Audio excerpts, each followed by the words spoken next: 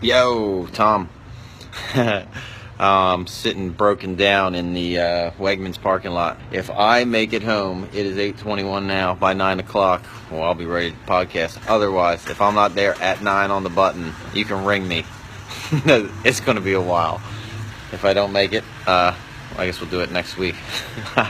Sorry about that, man. Hello there, my name is Tom Barbalet, and I'm half responsible at least, for Attic Aficionados. Attic Aficionados seems to be something that is incredibly important to people. Also, it's not part of the main canon of Brandon DiCamillo's work either. I spoke to Brandon, I think in 2010 on Model Rail Radio when he called in, and I had a connection with a number of Brandon's friends, including the fellow who calls himself Rakeon and his brother Art Webb. The format for Attic Aficionados really came in the first couple of shows. I mean, Brandon wanted to define what the format was, and then he said afterwards he didn't want anything associated with his prior canon work, so to speak. And I was fine with that, because I was always a fan of his work first and foremost. Everything about the podcast was basically to completely Brandon's specification. We didn't talk about any of his prior work after a period of time. We developed a pretty fast friendship, and it was caveated really by when I took the trip to Westchester. I mean, that was really the end of the line for everything. A lot of the themes with Brandon are very similar to my experiences with Steve Wozniak earlier. They're very obsessed with the notion of control and the notion of legacy. And in the case of Brandon, he really had shot his legacy in the foot by the time he came to Attic Aficionados. So I always felt it was rather strange that we had this thing.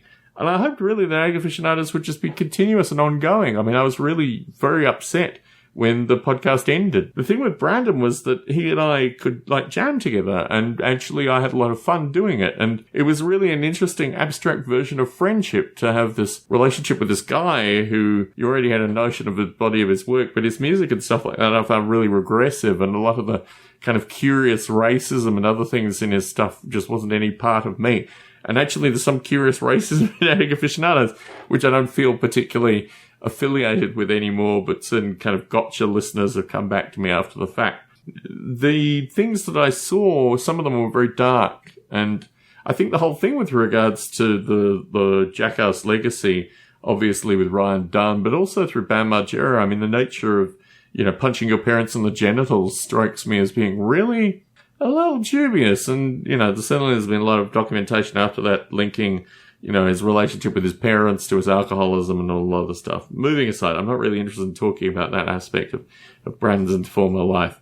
But the trip to Westchester featured the Pennsylvania Toy Show. But the thing that struck me through that visit specifically was I thought I'd be spending a lot more time with Brandon, and I really didn't spend that much time with Brandon. We went to the toy show, we went back to his place, and then basically the rest of the time I was done. I walked a bunch of areas in Westchester. It was pretty cool being in Westchester. I mean, I wouldn't consider myself a fanboy, but it was one of the few things where I felt really like a fanboy. I went to Fairman's. Brandon, after the toy show, was just like a non-entity.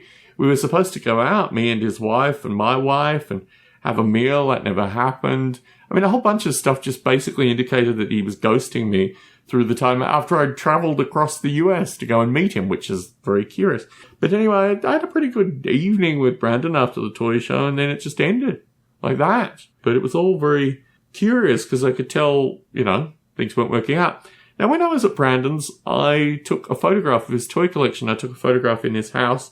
I asked him permission for both those photographs, and I posted on the Attic Aficionados Facebook page. We took a few photos. There were photos of me and Brandon together. The ghosting, as I will call it, happened directly after my time in Westchester, and basically related to Brandon being concerned that I posted a photo of his toy collection on Facebook, having asked his permission to take the photograph. I think I might have asked for permission to post on Facebook too.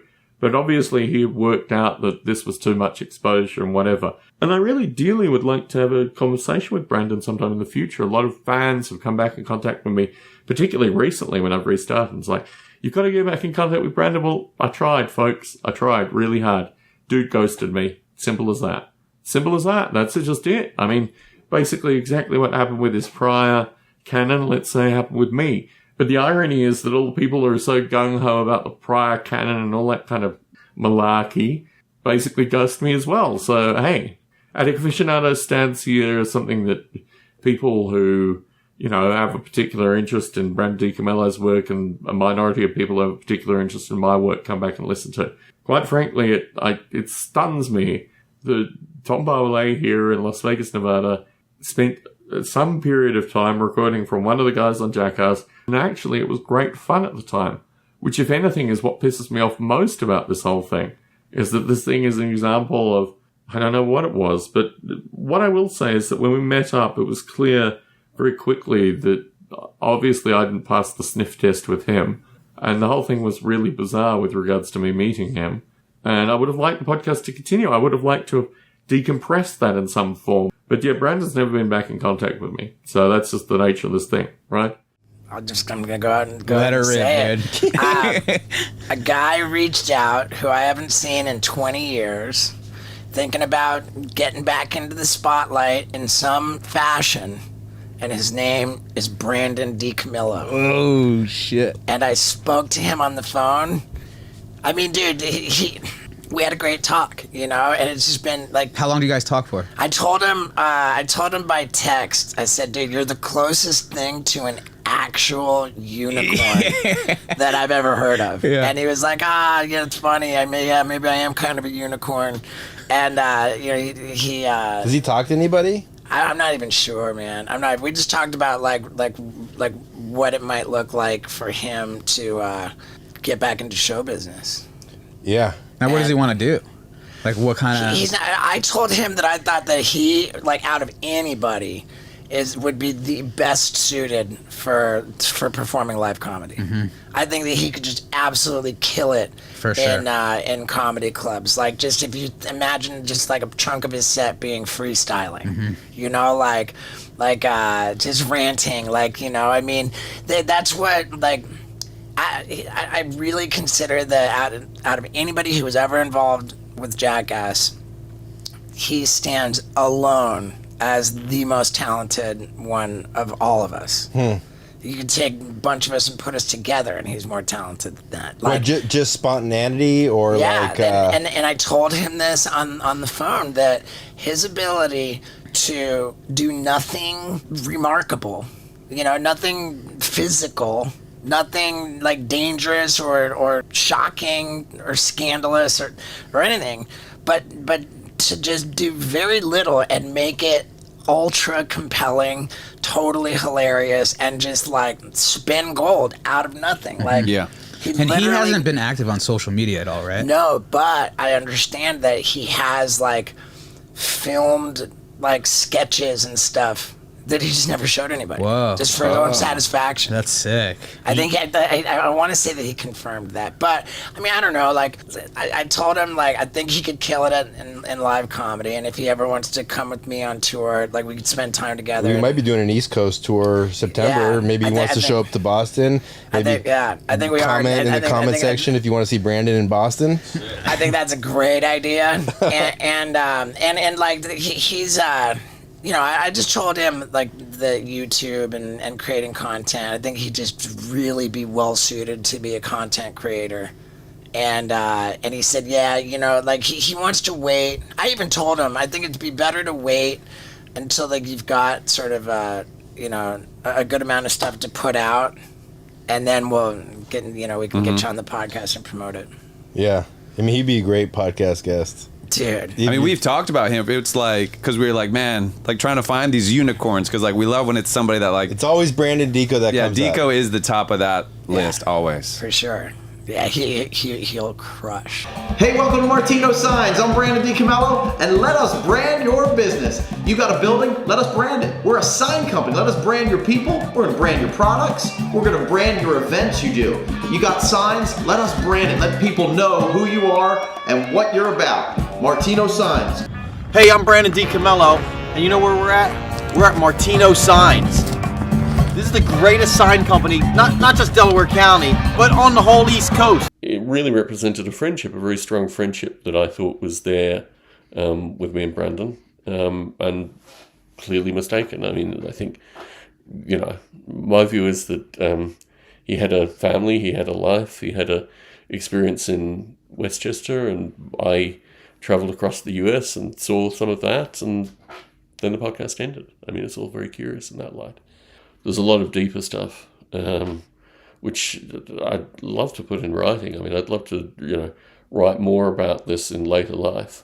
But for now, there's not a lot I can say about that. And Bam was kind of like, yo, come live with me and get off heroin if you want to get your life together. So that's when you met Dico. Yeah. Around that time, 21. And are you in touch with Dico at all? No.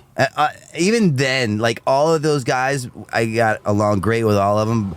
But Dico was never, I don't think, too much of a fan of me. I also think Dico... Or I just wasn't his kind of guy for whatever reason. Probably the heroin. I wasn't too trustworthy. I believe that's possibly true. Sure. I also think that Dico just isn't a social creature so much. So what you felt was aimed, like what you felt was you. Maybe it just wasn't him. Yeah, I mean, I always feel like it's all about me. Sure, of course. It was so crazy to who was it that put me in touch with Dico?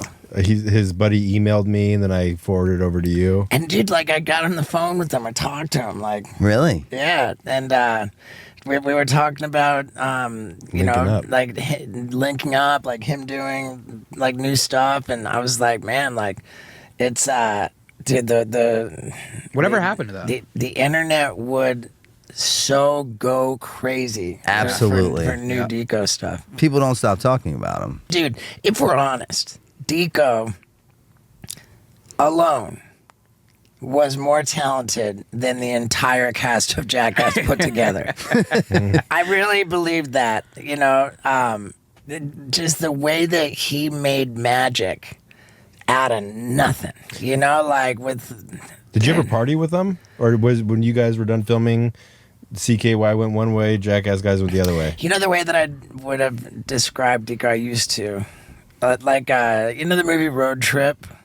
Yeah. Like Tom Green's character, will not leave the town. He will not go anywhere. Like he's like a creature of habit. He's got to stay in, it just, I don't think that Dico had it in him to move around. It made him uncomfortable on some level, I think. That was one of I remember the biggest obstacles with him and Viva La Bam is, because they wanted to shoot all over and he just would not go the majority of the time. Really? Because he quit Jackass. He just declined to be a part of it. He was part of it through the TV show.